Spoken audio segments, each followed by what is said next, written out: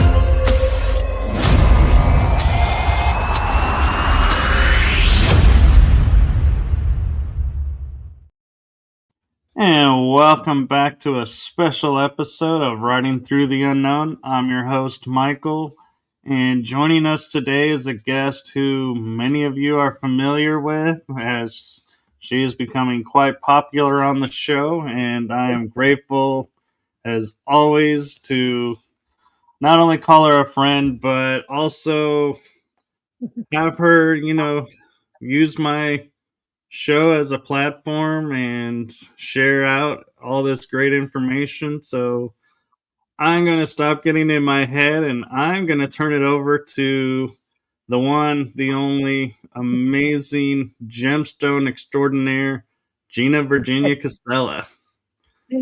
Hi, everybody. Thank you so much, Michael, for having me on your show.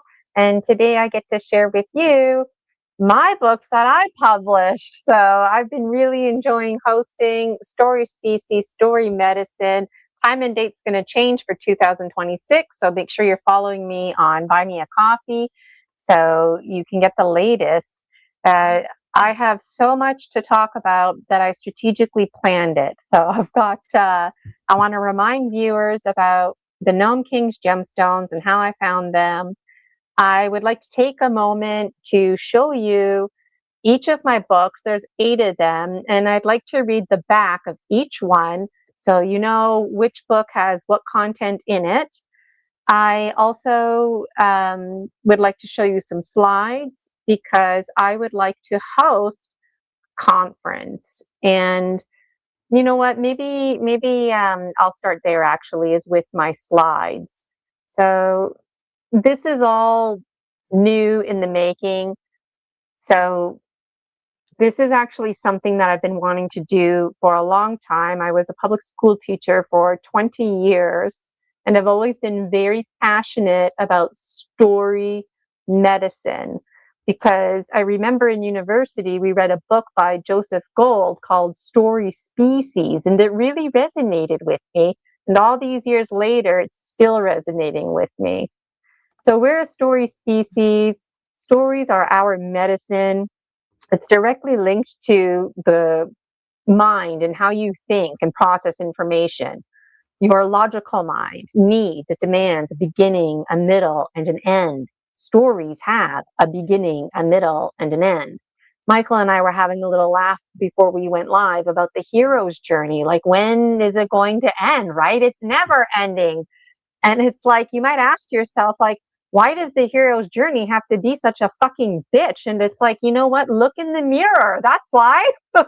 Why does the hero's journey never ending? Look in the mirror and reevaluate yourself, reevaluate your shadows, accept and acknowledge you have blind spots, accept and acknowledge that you were born with information and knowledge that doesn't even resonate with you. You were born into somebody else's world where they spoke a language, and you, being in survival mode, didn't have a choice, the infant that you were, to speak whatever language your parents speak. You didn't have a choice but to believe what they believed. And before you knew it, before you were even like a day old, You were already saturated with other people's programming. Your life between the lives, what happened? I thought we made contracts and had conversations. But you know what?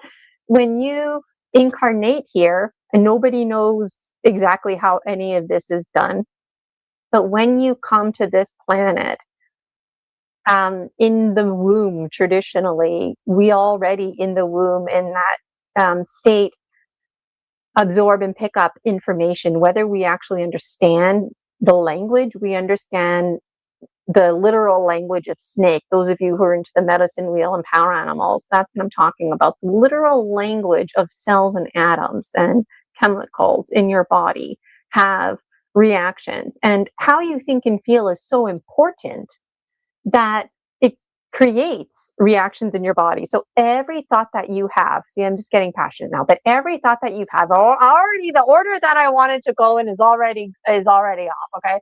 But like how you think and feel is so important that it actually inspires ailments.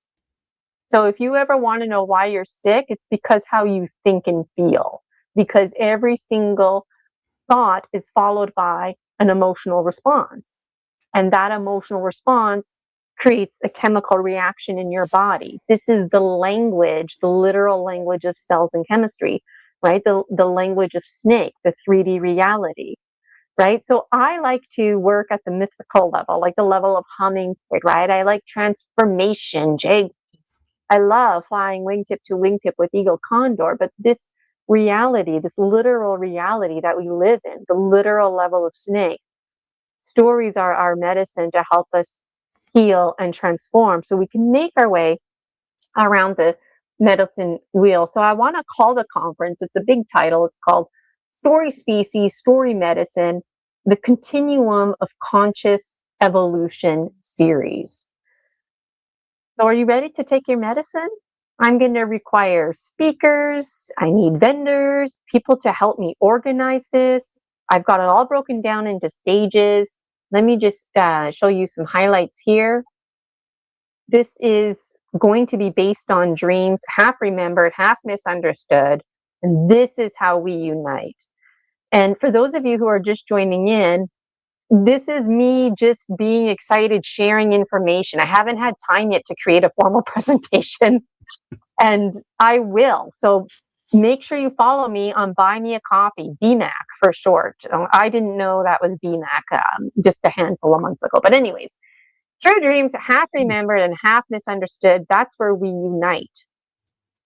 And this star is intentionally upside down because I wanted to work with masculine, feminine themes, right? So this is like a bunch of women sitting in a circle with their legs open, and they have each other's back. And it's also the shadow part here. I keep pointing with my mouse. You can't see my mouse, but like I want there to be an emphasis on the feminine. So triangles, facing downward, that kind of stuff. Working with imagery and symbols is important to me. So anybody who does graphic design, that, you know, you're looking at this image of the star, that's where I'm going with it. So story species, story medicine is important to me because, like I said, throughout my teaching career, telling stories is always a place where we can come to.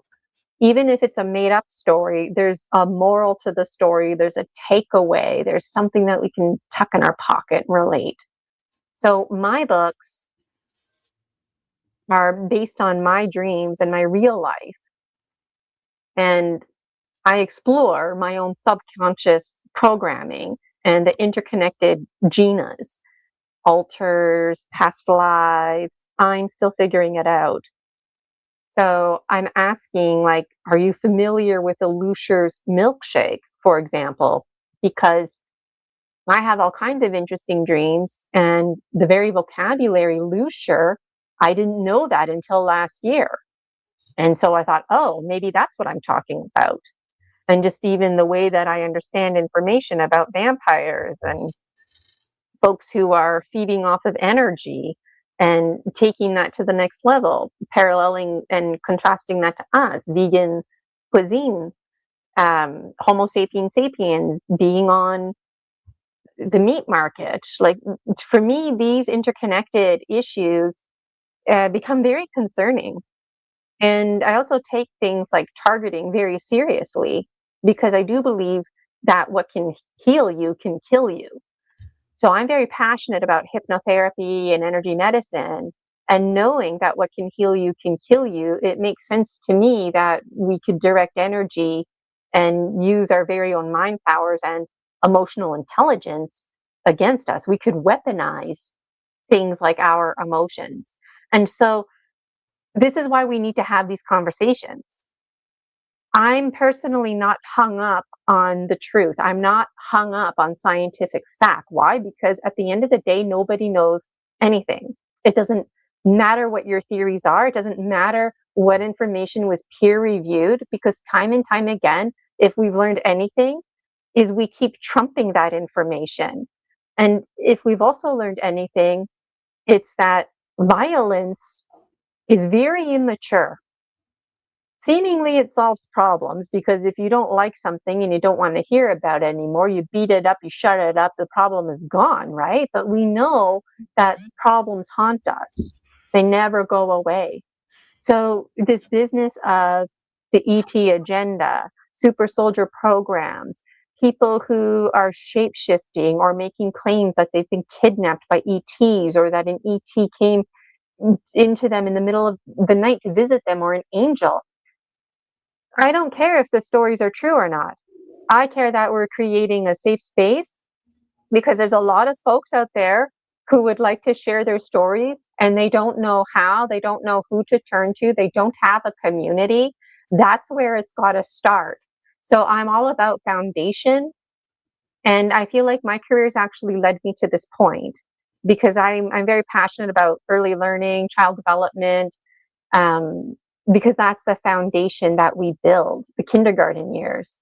So I feel like this is where I come into play now, and I'm hopeful that this is going to be huge. This is going to be very iconic. It's predicted in my book series that me just publishing my book series is bridging the dream life with you folks, the waking life, and taking not the details that frustrate us, but taking the bigger themes. Because stories, and knowing that we're a story species, stories are never about the plot.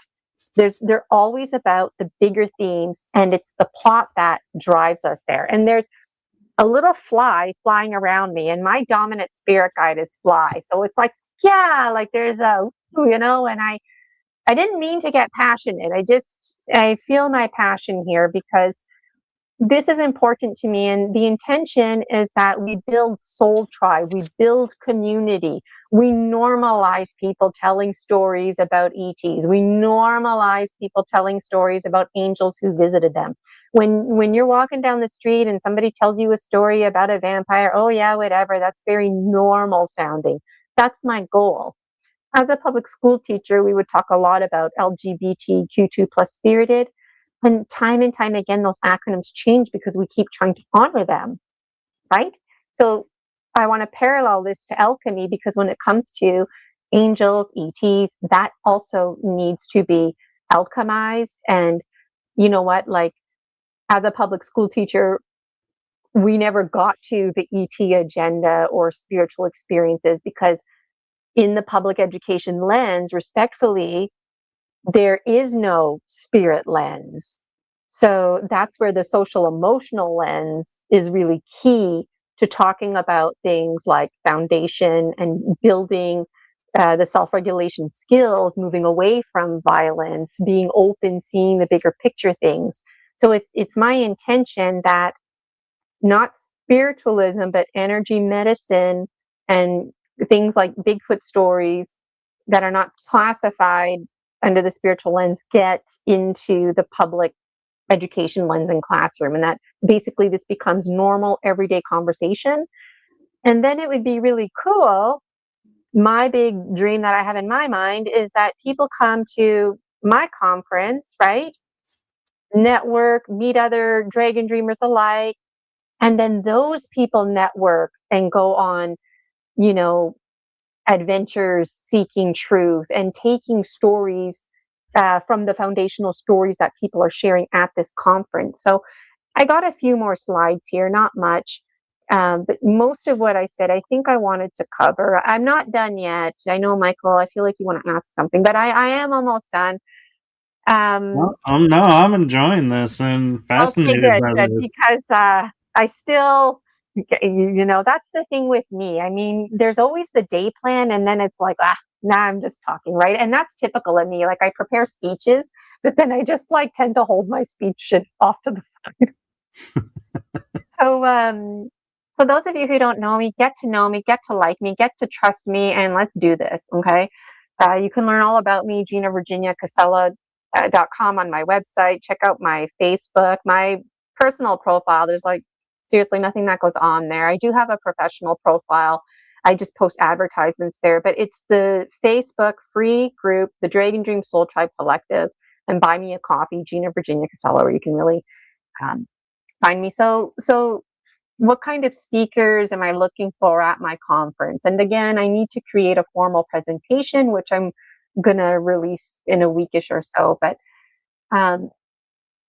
the number one underlining theme of the conference, the Story Species, Story Medicine Continuum Conscious Evolution series, because there's going to be more than one conference, it's going to be like ongoing, is that you're important and that how you think and feel matters. That is the number one motto at the conference, because there's so many who don't feel that way. They need to know that their stories need to be heard. I need to hear your stories. So I need to personally hear them. The rules of the mind and mind reprogramming, this shit is real and it's frustrating. When you learn the rules of the mind, it's so upsetting. But then once you get to know them, you can work with them, right? We need people talking about that. Akashic records, shadow work, talking to spirit guides, smoky mirrors, people who do protection spells. I want to hear it all. This is age 14 Gina and age 7 Gina. This is their doing. Like in my series, there's age 4 Gina, age 7 Gina, age 14 Gina. They're actually behind all of this. Things like Darwinism to Lamarckism. Just really having open conversations. I'm not going to read all of this, but I did make a note of like yoga, qigong, dance, movement, general range of motion, things that people do that they feel activate them. So maybe you took an actual modality that you got trained on and there's a science behind it, but you know what? Maybe you just do what you do because it makes you feel good and it works for you and you'd like to share it with the rest of the world. Come to my conference and share it with us, okay? We'd really like to hear it. And absolutely your firsthand accounts, with dreams, nightmares. I don't want anybody to come to this conference and be like, that's not what a nightmare is. That's not what lucid dreaming is. Oh, are you the dictionary police? Put your dictionaries away, because when we have these conversations, we're the dictionary.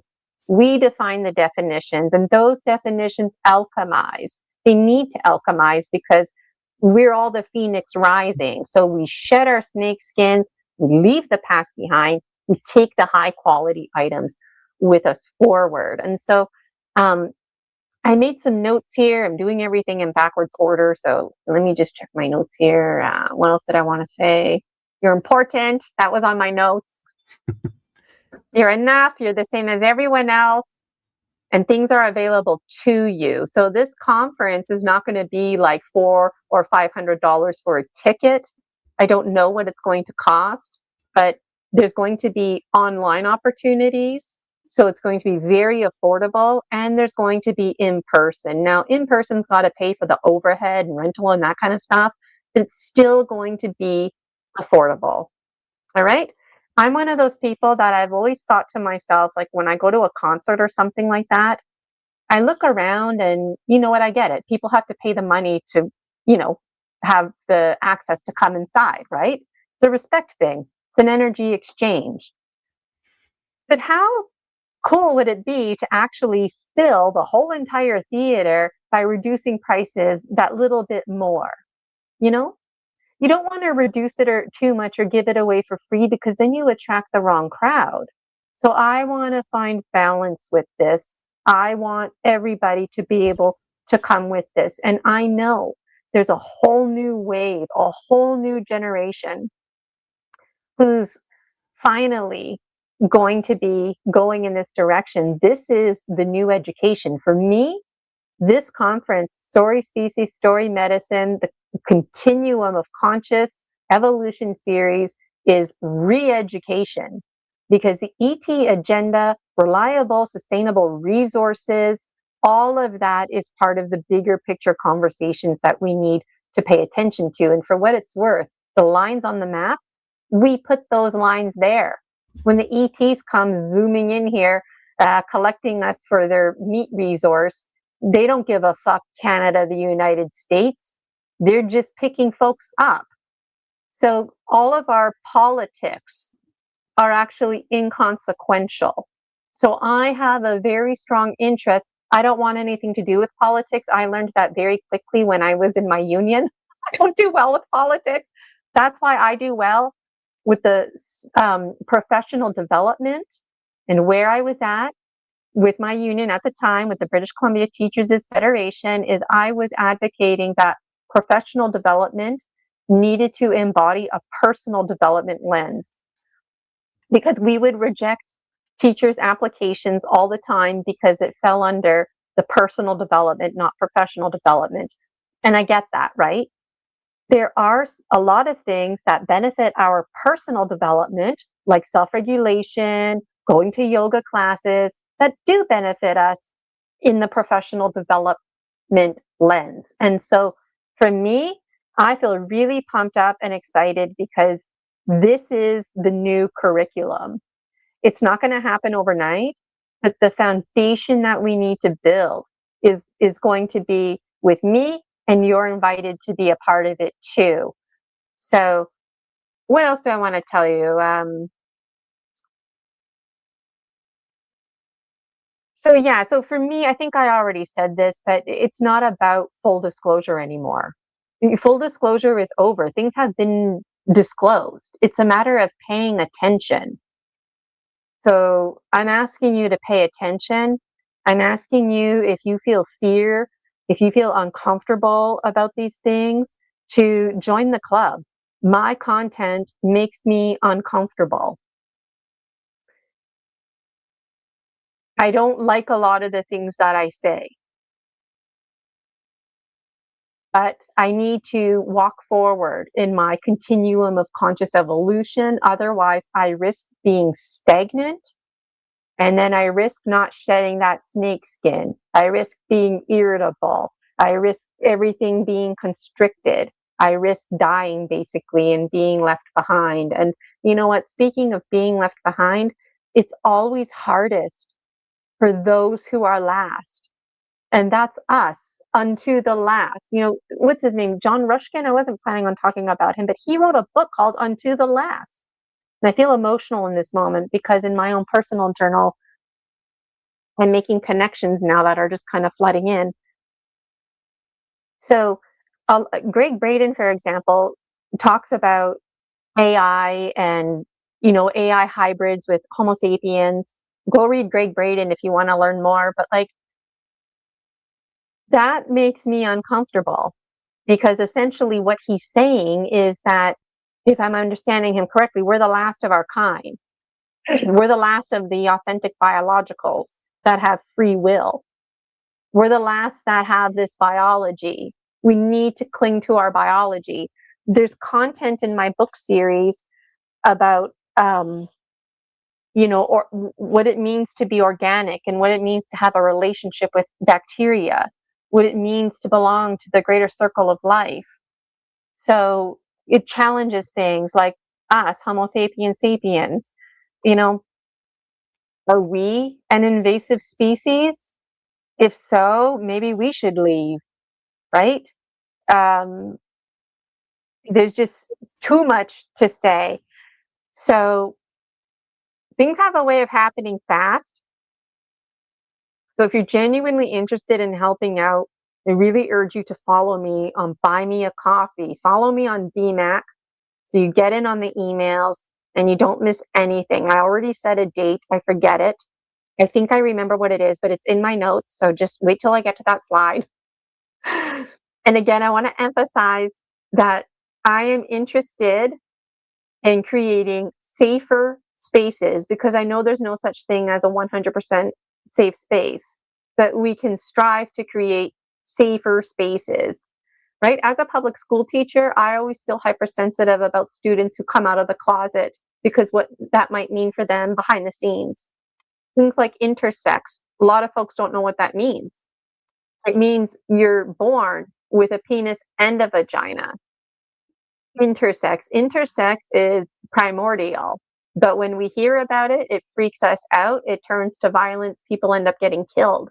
So when I think about the ET agenda, when I think about full disclosure, ETs are already fully integrated, working as secretaries, doctors, collecting garbage. They're integrating themselves here. This business of Earth School is not just for us, it's for them too.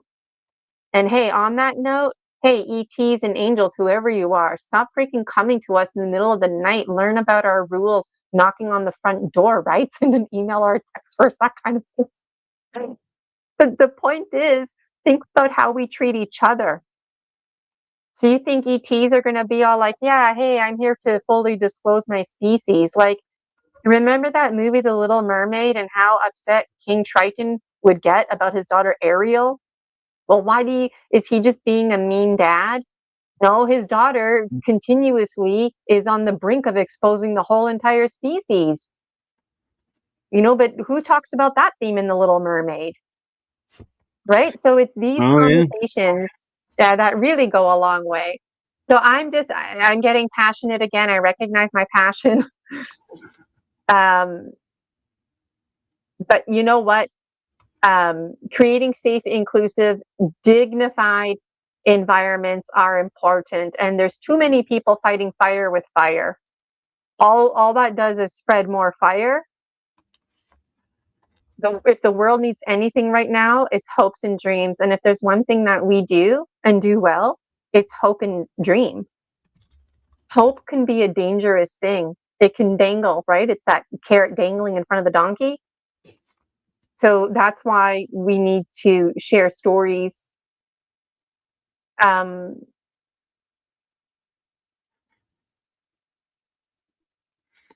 world around us, in and around us, is a story.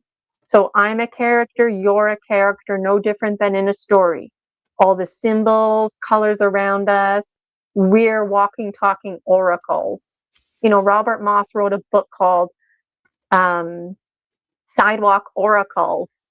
And I actually thought it was an oracle deck. That's why I ordered it. And I got it, and it was a book. And I'm like, but it's an oracle. It's called Sidewalk Oracles because the book is about tips and tricks about how to bridge your dream life with your waking life. And the undertone that the readers need to infer is that you're the oracle. So when you're walking down the street, walking down the sidewalk oracles, that's the world in and around you. So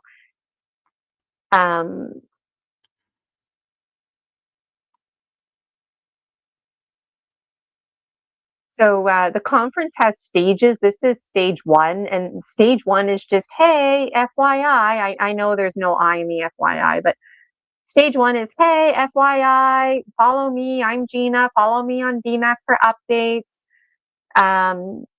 Stage 2, Gina send out video. So I'm going to be creating that video in the next week or so.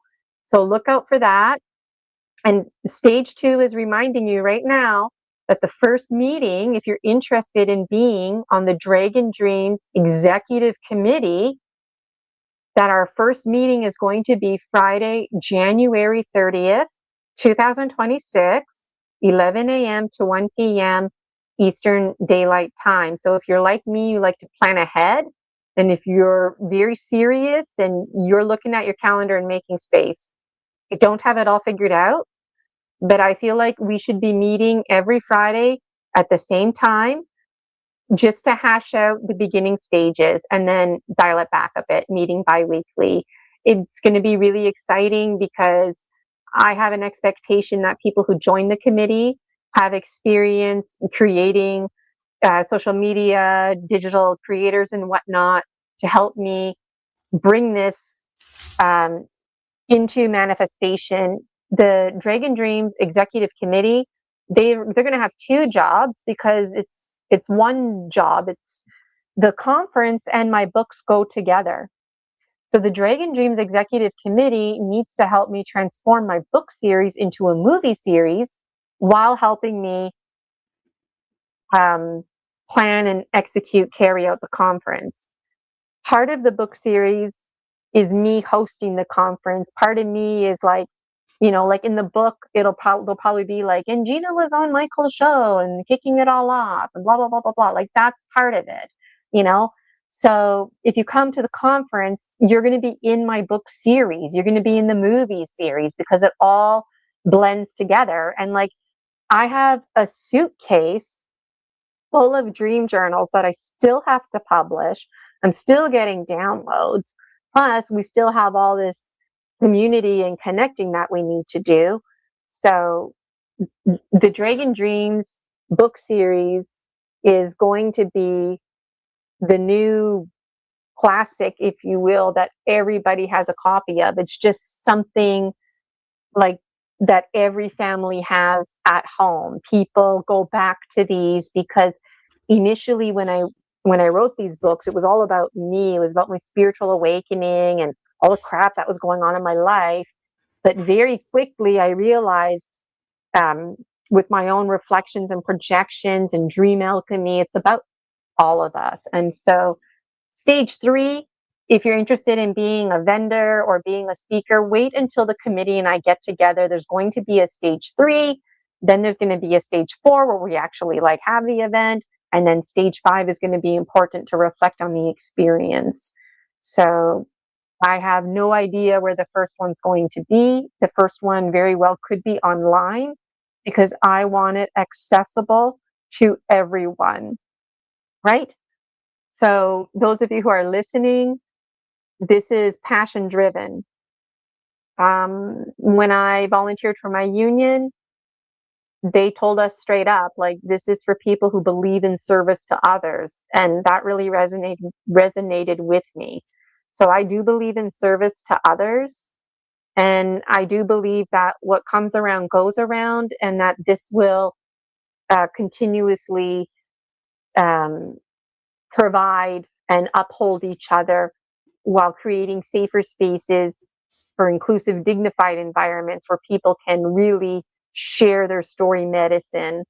And it would be really cool if there were scientists there who had scientific facts. And it would be really cool if there was people there that could speak to ancient civilizations and whatnot. But you know what's even cooler? When you have the opportunity to share your story without any judgment. And just for people to say to you, you know what?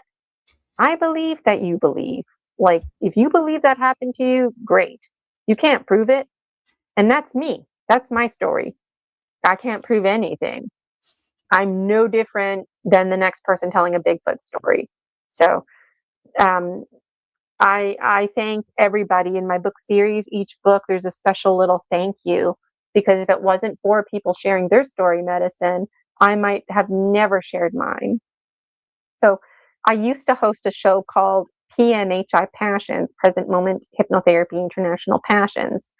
That's now transformed into Story Species, Story Medicine.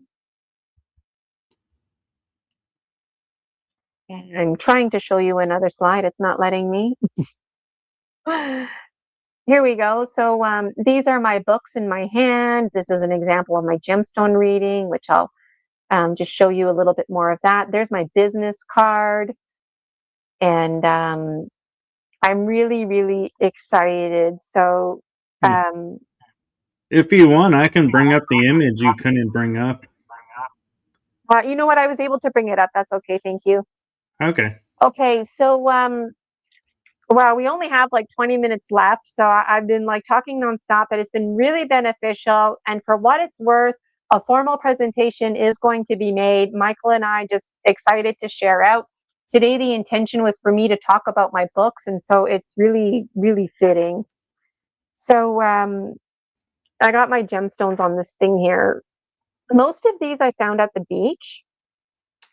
So very quickly, um, I'm having interesting dreams, as I tend to do. And one of my dreams in particular, there was like a grandfather type figure, and he'd always kind of be like, scratching his head and tossing around sticks and stones and wondering what to make out of this. And in my dream life, the characters in my dreams, they just leave me alone because they know that I'm freaked out. But at that time, I was like going to interact. So he wasn't sure, is she going to come to me and interact, or is she going to stay over there freaked out? So finally, I started interacting with him. And one thing led to another. We're talking about language and binary codes, literally sticks and stones, ones and twos, penis, vagina. Like this gets very basic. And that also gets translated into the pastoral literacy, sexual metaphors, which I didn't realize how much I resonate with. So I asked him, is it possible that you can give me something? And that way, like in my waking life, like maybe I could go for a walk, find a special stick or stone, and then I can think about you in these dreams and start bridging my worlds.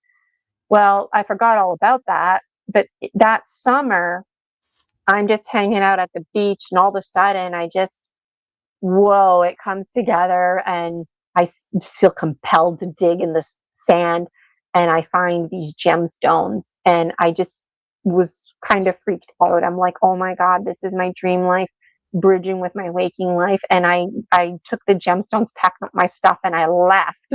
I was worried. It felt like when you're at the thrift store and you find something and you pay for it right away because you're worried that like maybe there's a mistake or something. Like it was that kind of feeling. And then to make a long story short, I started meditating with the gemstones. I did interesting things like bury them in the soil. The darkness of the soil connected with the darkness of my mind, was having these weird dreams about gemstones. One by one, they presented themselves. So when I'm doing my gemstone reading, and I refer to, Polaris's horns, like that's where that information came from my dreams. That's how I know this one is Jaguar. My dreams told me. So how weird does that sound, right? I want to hear your stories like that. Let's normalize these stories, right? So simultaneously, I'm dream journaling, and I wanted to write a book. Well, I just had so much to say that my first book ended up being this big. So I broke it up into 8, and then this here, the Dragon Dreams Oracle. So just dream journaling and going back, looking at my symbols, making sense. Like that's what I mean. Throw away your dictionaries, throw away your dream dictionary, throw away anything that tells you how to think or feel. Use it as a guide, use it as a stepping stone.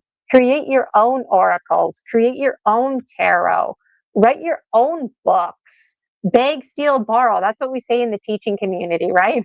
We're desperate for resources. I get it. But at some point, when are you going to transform the resource into a resource of your own making? So that's what was going on in my dream life. My dreams were saying, Gina, it's time to go deep within. And it's like, I am going deep within. And they're like, no, it's time to go deep within in the sense of putting all that other stuff away, creating your own. So I did that. So there's always much to be said. Michael, is there anything you want to say before I go on? It's literally been going on for 40 minutes. I'm just fascinated and loving this idea, and I'm loving that you're wanting to make it accessible to everyone and not just, anchoring it to a location. And I think the online idea is a great idea because then you don't have the limitation of space at a location or somebody in, say, France may want to come, but it's too expensive to fly over, so they can't. And by doing it online, the whole world can attend. Yes. Yes. And that's important because there are no lines on the map. We put those lines there. So folks in Canada, like the East and the West, there's a prophecy that the East and the West are bridging together, right? And that bridging together is through the energy medicine, but I believe there's a lot more to it. And for me, this is part of it, that international approach. Here in Canada and the US, we default to this international perspective because folks here come from all over the place, right? But then somebody like myself, like my dad's family, for example, they were born in Italy. So by the time I came into this world, I was born in Canada and I don't speak any Italian. So there's a lot of people like me who only speak English. And so there's calling back to those roots, but there's also a calling for other roots in past lives. So there's so many interesting layers here for me personally. But what I would like to do is just hold up my book here, if it'll let me show you. Yeah, and with They're the all on virtuals, you got to Amazon. keep it in front of you. This one is 14 going on 14. If I hide my face, will you see it? Okay, I'm gonna read the back. Okay. All right. Gina Virginia's fictional work, Dragon Dreams, is based on her real life and real dreams. This is too awkward holding the book like this. Book one explores parallels between the waking life and the dream world, making it confusing at times to distinguish between the two. The preface includes a personal disclosure, an invitation, and an opportunity to co-create, co-dream. Discover stories about the author's life, such as her spiritual experiences as a child, being in survival mode, and being 40 going on 14. The first book sets readers up for success in gaining valuable insight for the rest of the series. Gina Virginia Casella has many passions. She's an awakening dreamer, writer, hypnotherapist, workshop facilitator, dancer, and devoted cat mom from Timmins, Ontario. Gina firmly believes in the power of stories, asserting they are essential medicine for our species' survival. She asserts that we are deeply connected to narratives and that storytelling provides structure and connection for our logical minds, allowing the creative mind to excel. Stories have been integral to ancient ceremonies and continue to be integral today. By incorporating stories into our ongoing alchemy toolkit, we can delve deeper into fostering and cultivating the themes and symbols presented, many of which are shared collectively deep in our subconscious mind.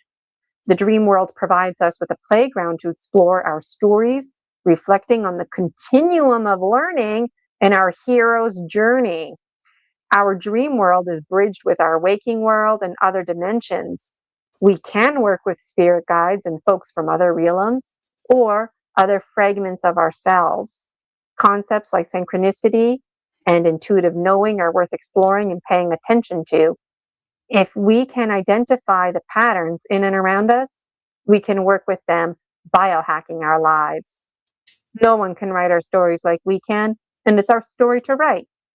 As part of our conscious evolution, it's time for us to take charge of our dreams, taking charge of our lives. The Dragon Dream series is a demonstration of just this.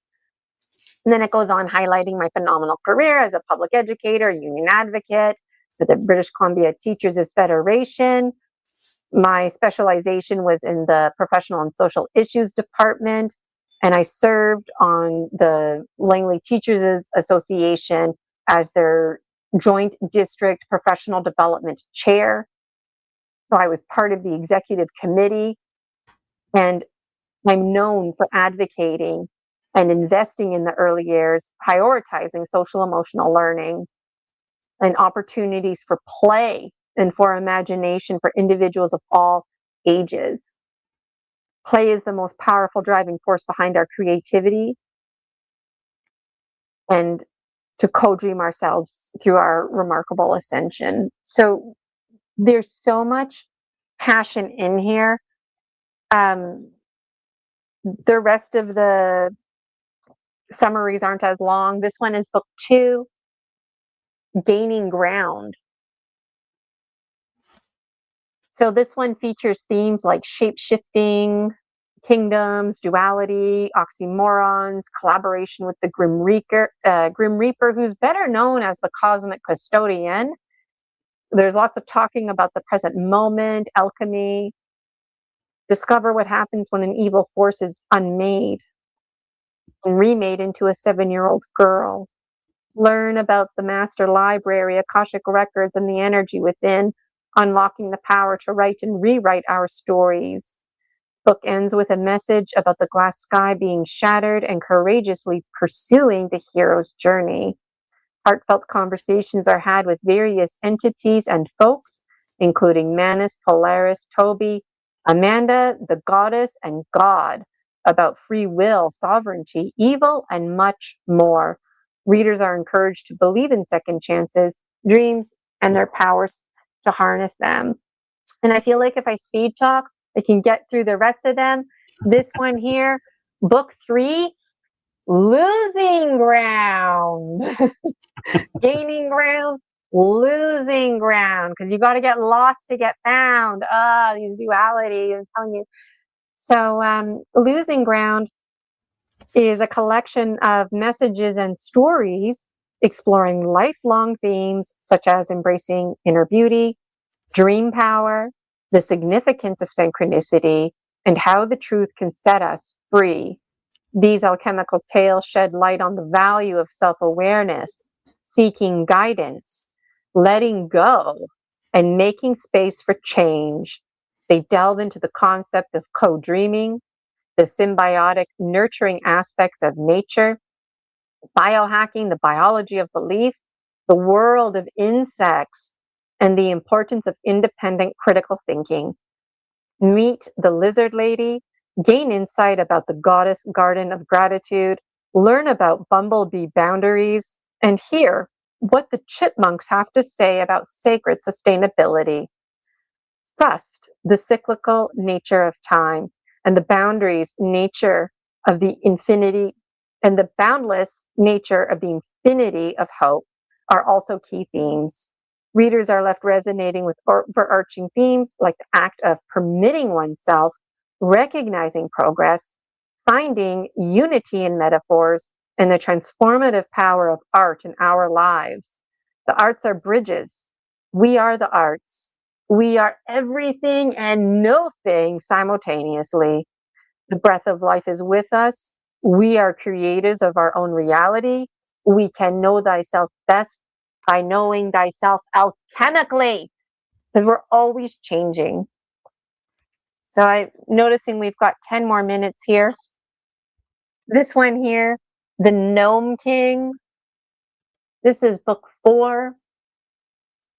And this is a collection of stories full of duality, oxymorons, rainbow communications, brain gut heart harmony, optical illusions, the age of conscious evolution and ascension, and the importance of embracing inner wisdom. Delve into intriguing insight like the notion of the gray ball lineage, the importance of nurturing familiarity, symbolism of the fly, the acceptance of one's imperfections, and the significance of synchronicity in our lives. Captivating themes are explored, such as the symbiotic relationship between humans, nature, and machines, interdimensional reciprocity, the importance of bearing witness and embracing one's flaws while honoring outgrown parts of ourselves. Meet Neteo, Liagos, Dragon, the blue beings, the seagulls, the wise and well whale and orca elders, and receive clarity from the Gnome King. Discover gifts Gina receives and gain perspective on those who bestow her with such treasures. Understand why the pine tree forest is a safe haven. Anchor yourself in agape love with themes like returning to sovereignty and recognizing when coping turns into suffering. The book concludes with a heartfelt expression of gratitude and a reminder of the profound role synchronicity plays in shaping our lives. Note from behind the spider's pupil, honoring the voice compelling you forward. Be part of the slippery slope conversations and criteria. Know your past never defines you. Life is fleeting and fragile. So anything that I'm saying here sounds interesting to you or resonates to you with you, this is all part of the story species, story medicine, the continuum of conscious evolution. This is going to be a series, so it's not just a one-off conference. I've got some more books here written by yours truly. So I hope that you go on to buy me a coffee, leave me a tip, follow me on Buy Me a Coffee so you can get in on the emails, join my free Facebook group, the Dragon Dreams Soul Tribe Collective. It's free. Your soul tribe awaits you. And this conference is only going to bring us closer. Okay, I've got 8 minutes left. And just for what it's worth, I know my value. I know I don't have to speed talk through the rest of this, but I'm choosing to get through this information because I'm seeing the views, people are listening, and it's exciting, right? That's Soul Tribe. When you see somebody, you're clicking through the channels and you're like, I don't know who that girl is, but she's speaking my language. That's Soul Tribe. All right. This book was only supposed to be like 100 pages. It's, more than 530 pages. So this book is a 3-in-1. The price is the same. And that's coming from my guides. And it's kind of funny. Like when you read this book, it's like, don't worry about the grammar, Gina. Just keep getting it down. As I read over the summaries, the content gets concerning. It goes from happy, fluffy, we're here for you to support you, special loving messages to Homo sapiens are on the menu. And it's like, what? So this one is called Sacred Phoenix Heart. This is book number 5. Themes include and are not limited to alchemy, the ET agenda, symbiotic relationships, and the significance of embracing one's true self. The text also emphasizes the importance of the Great Galactic Navy and not the guns type. Somebody out there's got to know who I'm talking about. The Great Galactic Navy and not the guns type. Initially, I was very impressed by them because they're all about social emotional learning and emotional literacy. However, I'm very concerned that these are the folks who are actually using emotional literacy and weaponizing our very feelings against us. And the good guys and the bad guys turn out to be the same guy. So I'm losing focus because I'm getting passionate. Concepts are explored like the idea of a blurred identity, the essence of self-awareness, the importance of the soul, and practicing gratitude. Delve into topics like the confused warrior, companionship, power and control hungry, the importance of staying hopeful, and learn the link between the white rabbit and the ancestral grandmothers. Gain perspective about the cosmic custodian, better known as the Grim Reaper, Gina Sophia, the life between lives, clone souls, soul transmigration, the goldfish dancing on land, the folks who live underground, the Purple King, Isis, and the far ancient Egyptians. In essence, this book is a valuable resource for those seeking to understand oneness and accept their inner truth. Moreover, it opens the door to radical ideas that are seemingly less radical as we explore them. such as Homo sapiens sapiens being on the menu, and that veganism is a way for us to biohack our survival ways of knowing, transforming ourselves into a healthier, thriving lifestyle. Power of impermanence and community are emphasized, and we are often reminded to focus on the larger themes presented. Book 5 can be considered 3 books wrapped up into one. Gina makes unwavering connections, bridging her waking life with her dream life, along with many other realities. Learn about her husbands in other dimensions, how they protect and provide for her, while gaining insight into the oneness we all belong to. Will you star in one of the movies? And it's so funny because my husband's in the other dimensions. They don't understand things like money, but like they learned about money. So if anybody out there listening finds themselves with some extra money, that's from my husband's in the other dimensions. You know, there's something about everybody, and there's something about me that my husband in the other dimensions are having a hard time with. Is I like to volunteer. I like to be a part of things. I believe in service to others. I know I don't have to do this. I do it because I desire to do it, right? But where's the money to pay my bills and whatnot? And so my husband's like, they can't just magically give me money. It has to be through some kind of scenario where I'm being creative and people can get in on it. So that's why you're supposed to buy my books and buy tickets to support me and whatnot, because that's how I get the money from my husband. And so, thank you, husbands. And this here, this is book number 6.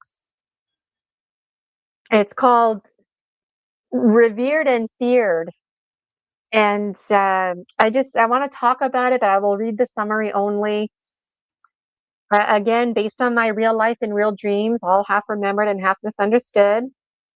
Feared and Revered explores all kinds of concepts like sentience, ethics, ET craft design, shape-shifting technology, overwhelming downloads, and much more. It suggests that when a species reproduces asexually through fragmentation, sentience may also fragment, resulting in unique inner lives for identical twins and clones. The text also explores the spaghettification process closely tied to string theory, which symbolizes the expansion and compression of matter. The author emphasizes the importance of engaging with scientists and valuing contributions from individuals of all ages within all dream ecosystems. And that's the power of the conference. It's our dream ecosystem. You can't pick and choose parts of the ecosystem. So this ecosystem is making space for voices to be heard and to share their story medicine. Like a forest, we are an ecosystem upholding each other throughout our chemical evolutionary ascension. Many heartfelt conversations take place, and the use of beautiful metaphors are used to express our greater interconnectedness and symbiotic relationship with each other. Readers are encouraged to believe in themselves, taking charge of their lives. Personal experiences are shared, include grappling with feelings of shame. Are we living in a simulated holographic universe? 2 more. This one, An Elephant's Anthem of Liberation. This one is book 7. This book reflects on how, like a young elephant tethered to a tree, we often find ourselves limited by our narrow understanding of our own strength and potential. As children, we push against the constraints of rules and expectations, yet we fail to break free, leading us to believe we are powerless. By the time we reach adulthood, this confinement feels normal, and we follow the guidance of our keepers without testing our own capabilities. Although we may be treated kindly, our freedom is still restricted by the limitations imposed on us during childhood, which linger into adulthood, binding us to beliefs of our own inadequacy. If we were to explore our true abilities, we would discover that the threads of self-doubt can easily be broken. Recognizing the unnecessary limitations placed on us in our youth can reveal the immense power that resides within each of us. In a metaphysical sense, Gina was that mistakenly believing that she was free. Now, as an adult, she has become the awakening dreamer. Everything she once knew was transforming, much like the image of an loaded tree in tow. She too is on the run, not entirely sure of the destination. Distance yourself from those who hold you back, no matter how well intended they may be. Escape the illusion and do not return. This is not an act of fleeing, it is a celebration of your freedom as you move forward. Do not glance back, for the past is behind you. Instead, look within to uncover the treasures you carry from it. Being fearless doesn't mean the absence of fear. It means feeling scared and still choosing to move forward. Whew, almost got emotional reading that one. This is the 8th book and the final. And this one here, these are old dreams and old thoughts. Let me read the summary. This is called Scary Dreams.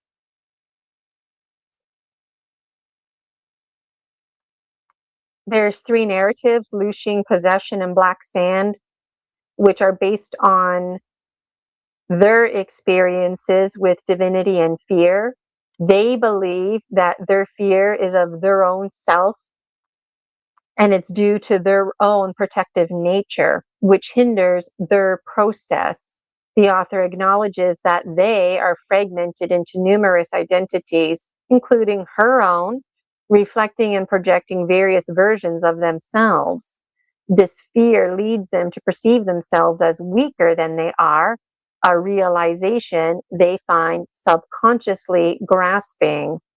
They realize that their core identity, the master program, is not entirely real, and that they have creators who perceive them as an autonomous sentient being.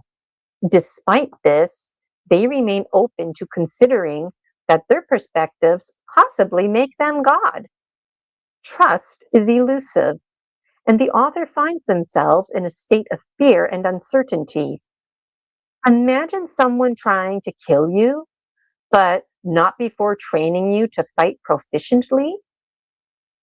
Imagine being exposed to truths like the biology of belief, a Lucer's milkshake, the experience of jumping into somebody else's body, watching someone turn into black sand, and much more. These dreams are scary dreams. You'll just have to read them for yourself. And if you're not scared, it's just your mind doing its number one job, and that's protecting you, even if it means making up false inhibiting beliefs like all of this is untrue. We're the gods we've been waiting for, and we're terrifying. So that's how my series ends, but there's a whole suitcase full of more dream journals. There's lots more content, and if any of that appeals to you, that means we're part of the same soul tribe. We're speaking the same language. It doesn't matter if we understand it, categorize it. So I'm noticing we're 4 minutes into overtime. I do need to get going, and Michael probably does too. Yes. But, Michael, thank you so much for having me.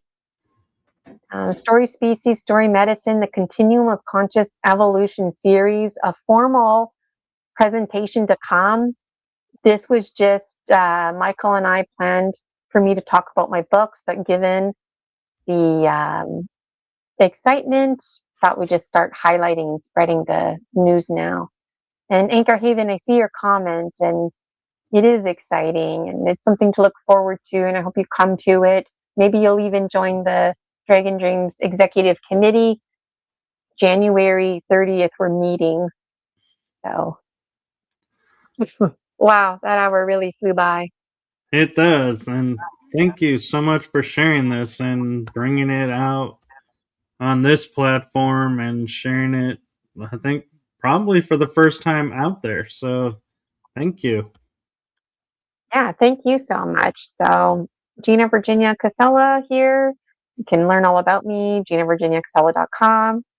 I would love for you to join the free Facebook group, the Dragon Dreams Soul Tribe Collective. Your soul tribe awaits you. Follow me on BMAC. Buy me a coffee. Get in on the emails. Don't miss anything. I would love for you to be a part of this experience. And I would absolutely adore if you registered for one of my programs. Do not let false inhibiting beliefs rule your life, or an intrusive entity. They have no business being in your energy field. I'm getting passionate again. You know who you are, and you know if you need to book a session for mind reprogramming or safe extraction. And I can clear your chakras too and do gemstone readings, but there's so much to say. Yes, thank you. And thank you for always being a wonderful guest. And have yourself a wonderful day. And I look forward to being on, I think, is it Story Medicine, Story Species? Because I think I reverse it on December 22nd. So, yeah, got you plugged in for the 22nd. Looking forward to it, celebrating number 4 of yours. yes. So, thank you and have a wonderful day and rest of the week. Okay, take care. Bye, everybody. Thanks Bye-bye, again, Michael. everyone. See ya.